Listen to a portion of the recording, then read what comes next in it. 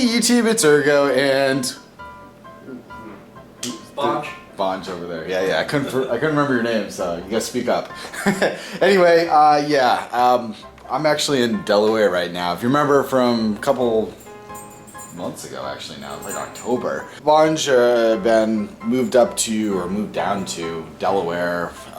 So anyway, I'm not in Massachusetts yet. I decided that I was gonna stop off, visit for a little while, and be heading back up, all the way back up tomorrow. But that's not what we wanted to really talk about today. We just got out of the movie Tron, sort of the big movie of this week, and oh man, if you haven't seen it yet, don't go.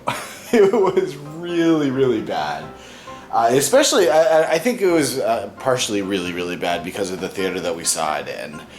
First off, for about the first half of the movie, the sound system in there, it was like the sub, or is it sub? I guess. It's just one of the speakers. Yeah, one of the speakers in the front left. You could really hear it mostly when it was rumbly scenes. So, I mean, that's what I was saying. I think it's the sub. Right. Whatever the low, I don't know speakers, so whatever the low sounds are, that maybe not sub itself. But anyway, it was all crackly and it was really annoying. They did fix it finally about halfway through, but that really deterred from the picture. And then also, when you watch 3D movies, we watched it in 3D, the theater's supposed to make the brightness on the picture brighter, and I don't think they did that either, so it was like really dark. Beyond that, just other, I don't think this was really related to the brightness in the theater itself, but it just seemed like the colors that they picked, I don't know, on the grid part of the movie, you know, in the metaverse, it just was really dull, and I mean, everything was pretty much white and black, and it was almost black and white, really. I mean, there were some other things, but I don't know. It just felt really bad that way. And the story itself, it was kind of lame. I don't know. I'm sorry.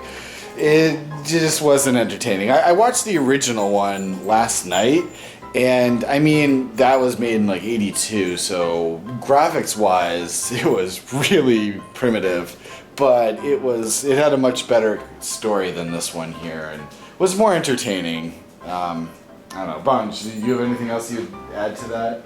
It was just really bad overall. It had really terrible character development, and you just didn't feel anything for the characters, so there was just no reason to watch it, really. Yeah, they sort of really tersely made this a sequel. What I guess the story was, at the end of the first one, Flynn, sort of the main character, actually I probably shouldn't say, if you haven't seen the first one. Anyway, he doesn't have a son or anything like that in the first one at all, and I guess you're supposed to expect that after the first one ended, he had a son like right after, and then this movie starts.